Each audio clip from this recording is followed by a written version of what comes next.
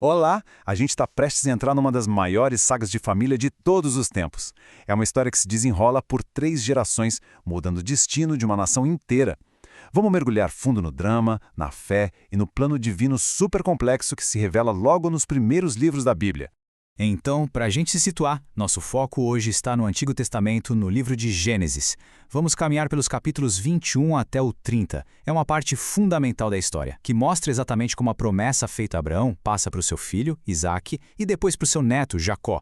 E a grande pergunta que nos guia aqui é: como é que uma promessa tão grandiosa consegue sobreviver no meio de famílias tão humanas, cheias de ciúme, de enganos, de testes de fé que deixariam qualquer um no limite? Bom, vamos descobrir juntos. O ponto de partida de tudo é o cumprimento de uma espera de décadas, o nascimento do herdeiro tão prometido, Isaque. Um momento de pura alegria, mas que ao mesmo tempo vai trazer consequências bem dolorosas e definitivas para a família de Abraão. Imagina só, aos 90 anos, Sara expressa a alegria e a incredulidade dela com essas palavras. E o mais interessante é que o nome Isaac, em hebraico, Yitzhak, significa literalmente ele ri. O nome dele eterniza o riso dos pais, já idosos, quando receberam uma promessa que parecia impossível. Só que essa alegria toda tem um lado bem sombrio. Sara, agora como mãe do herdeiro oficial, não consegue mais tolerar a presença de Ismael, que era o primeiro filho de Abraão com a serva dela, Agar. E para proteger o futuro do seu filho, Isaf, ela exige que Agar e Ismael sejam mandados embora, para o meio do deserto. Aqui a gente consegue ver bem claro os destinos tão diferentes dos dois irmãos. De um lado, Isaque, o filho da promessa que herda a aliança e fica. Do outro, Ismael, que apesar de ser exilado, não é totalmente abandonado. Deus também promete a ele que ele vai ser pai de uma grande nação. São 2 filhos, 2 linhagens, mas só uma delas vai carregar a promessa principal. A posição de Isaque como herdeiro está garantida, mas a fé do pai dele, Abraão, está prestes a encarar o teste mais extremo que existe. Um evento tão intenso que vai ecoar por milênios, o quase sacrifício no Monte Moriá.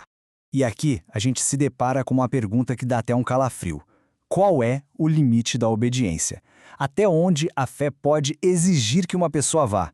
É com essa tensão no ar que a gente entra no capítulo 22 de Gênesis. Com um tom muito solene, a ordem divina é dada. Tome seu filho, seu único filho, Isaque, a quem você ama, sacrifique-o ali como um holocausto. A narrativa faz questão de dar peso a cada palavra para a gente sentir o impacto da ordem. O filho, o único, o amado. A sequência de eventos é de prender a respiração. Pensa só, 3 dias de uma viagem silenciosa, angustiante. Abraão constrói o altar, ele amarra o próprio filho, Isaque. E no último segundo, quando ele levanta a faca, um anjo intervém. A prova termina não com o sacrifício humano, mas com a provisão de Deus, um cordeiro. Por ter passado nessa aprovação, a fé de Abraão é confirmada e a aliança com Deus é reforçada de uma maneira muito poderosa. A promessa de ter uma descendência incontável, como as estrelas do céu, é renovada, e isso solidifica o lugar de Isaque na história. Agora a história avança uma geração. Isaque tem 2 filhos gêmeos, Jacó e Esaú, e a rivalidade entre eles vai definir o próximo capítulo dessa saga. Estamos entrando agora no território do engano, da bênção roubada. Olha só, antes mesmo deles nascerem, a mãe, Rebeca, recebe uma profecia bem intrigante. 2 nações estão em seu ventre. O mais velho servirá ao mais novo. Isso já estabelece desde o início que a ordem natural das coisas ia ser invertida. O palco para o conflito já estava montado. Os irmãos não podiam ser mais diferentes. Esaú era o caçador, o favorito do pai, Isaque. Jacó era mais quieto, caseiro, o favorito da mãe, Rebeca. Essa divisão na família só alimenta a rivalidade, que chega num ponto crítico quando Esaú, morto de fome, troca o direito de primogenitura dele, que valia uma herança em dobro, por um simples prato de lentilhas. O texto bíblico diz que ele desprezou o próprio direito. O plano do engano se desenrola quase como uma peça de teatro. Rebeca é a mente por trás de tudo. Jacó é o ator, meio relutante, que se disfarça para enganar o pai cego. Ele chega a cobrir os braços e o pescoço com pele de cabrito para parecer mais peludo, como Esaú. Isaque fica confuso com a voz, mas acaba enganado pelo toque e pelo cheiro e dá a benção da primogenitura para o filho errado. A chegada de Esaú e a descoberta de tudo isso é trágica e termina com uma jura de morte. E o ponto crucial aqui é o seguinte: No mundo antigo, uma bênção dita por um patriarca era vista como uma força poderosa, que não podia ser cancelada. Tinha o poder de moldar o futuro. Não tinha como voltar atrás. Jacó agora tem a bênção, mas pagou um preço alto, a própria segurança. Ele é forçado a fugir, a virar um exilado para escapar da fúria do irmão. A jornada de Jacó como fugitivo leva ele para muito longe de casa. E é nesse momento de total solidão e medo que ele tem um encontro com Deus que vai transformar tudo, estabelecendo ele como o próximo na linha da promessa. No meio do nada, usando uma pedra de travesseiro, Jacó dorme e tem um sonho. Ele vê uma escada imensa ligando a terra ao céu, como uma ponte, e os anjos de Deus subindo e descendo por ela.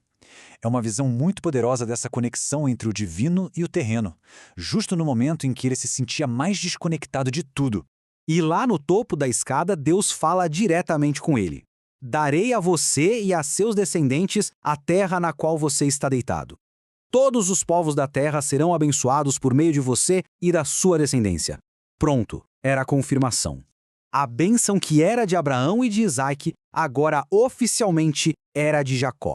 Jacó então continua a sua jornada e chega na casa do tio dele, Labão. Ele foi buscar um refúgio, talvez uma esposa, mas o que ele encontra é um novo ciclo de conflitos familiares, de trabalho duro e, ironicamente, de mais engano. A ironia aqui é muito forte. Jacó, que enganou o próprio pai, agora prova do seu próprio veneno. Ele se apaixona por Raquel e trabalha 7 anos por ela. Mas o tio Labão o engana na noite de núpcias e entrega Lia, a filha mais velha.